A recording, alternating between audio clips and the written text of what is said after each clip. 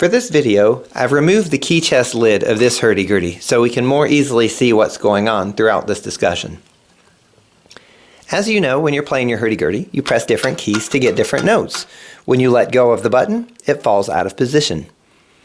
There are some extenuating circumstances where sometimes you'll press the key and you go to release it and it stays jammed in position. It doesn't fall away. This can be very frustrating when you're trying to play a song. We're going to talk about all the causes for this and how to fix them.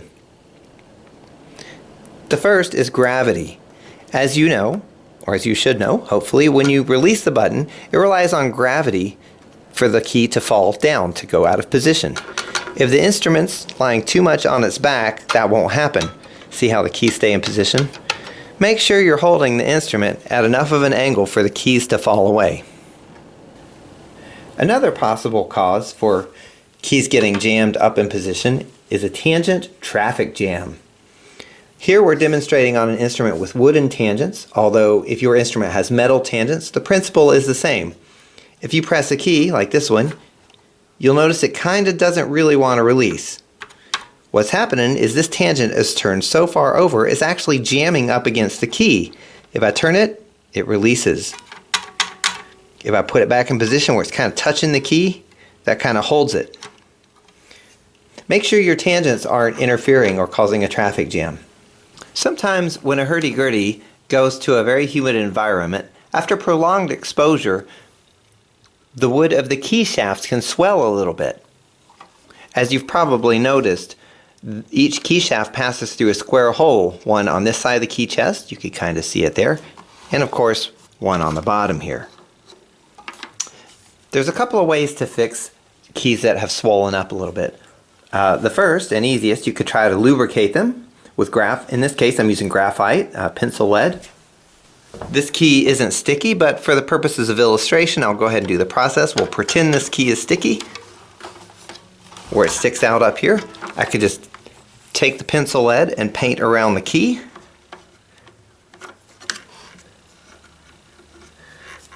And that will help lubricate it. If that doesn't do the trick for you, or if you just don't want to use pencil lead on your instrument, like in the case of these white keys, it'll leave dark marks. If that's not your thing, there is another way, and that is to file the square holes. To do this, we have to figure out which one is sticking. I'll show you what I mean. On this instrument, this key is sticking a little bit. You see it doesn't want to release all the way. Leave the key in the stuck position, so you see how it's kind of stuck in there. I'm just going to leave it there, and with it stuck in its jam position, I'm going to come to this side. I'm going to do what I call the jiggle test. Here's the key. First I'm going to jiggle it up and down. There's actually some wiggle room. Now I'm going to go side to side. There's also some wiggle room there, so this square hole isn't the problem. We'll do the same test on the other side of the key chest. We'll go back to the same key, which again is still in its kind of stuck position upright. We'll do the jiggle test on this side. So here I'll go up and down. I'll grab the end. I have some wiggle room there. Now I'll grab it and go side to side. There's no wiggle room at all. That's where it's jamming, on the sides of this hole. So that's where we want to file. Before we can file the hole, we have to remove the key. In this case, we remove the tangents. You see I have metal tangents. I'm going to unscrew the mounting screws. First I'm loosening them. I pull the tangents out of the way. And then I'll go ahead and remove the screws the rest of the way. Special note, when you're screwing or unscrewing these screws, don't push down too hard on the screws. The reason why, I'll show you. Here's a key I just happen to have off to the side. As a hurdy-gurdy maker, when I'm making the keys, I route out little special shaped holes in the back, and then I inlay metal nuts. That's what this mounting screw threads into when you're screwing down into the key. These are just glued in there with crazy glue. It's also a pretty snug fit, and the glue gives it a little extra bite. But there's really no perfect solution for gluing metal to wood. It works pretty well. However,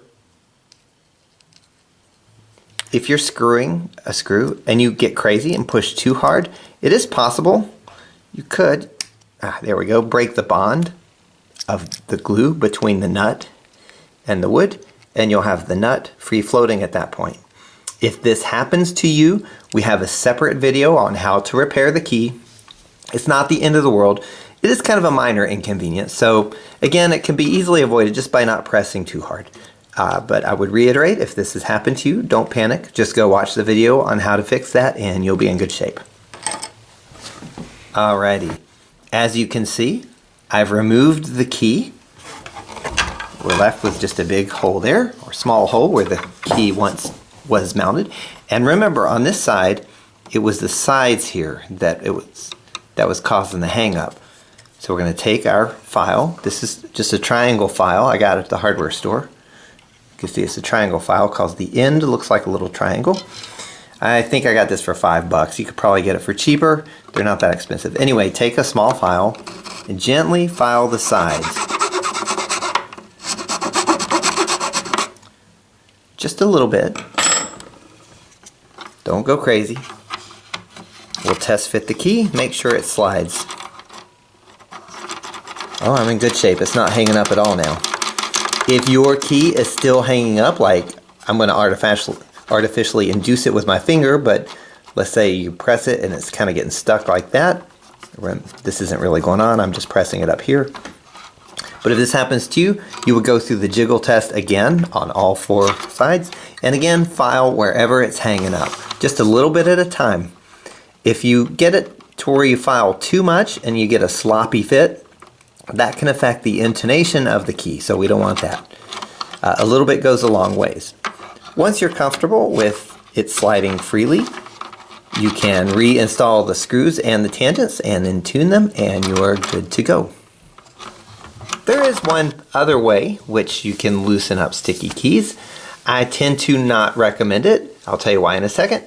That is using liquid lubricants like liquid Teflon. The reason I don't recommend it is because many of them, like this brand here, has pretty scary warnings on the back about how cancer-causing it is. Also, if you get a stray errant drop on your wheel is cooked. It's not good news. But if you're one of the brave souls who like to try this, you can just take your sticky key, add a few drops around there. If that was a sticky key, whichever key you want to lubricate. You could also do the other side of the key chest. Take a paper towel to wipe up any errant drops or overrun, and that can also be a solution for you. Again, I don't personally like liquid lubricants because of the risk to the wheel and also the risk to the person. But if you want to use it, you can wear safety gloves and you should be fine.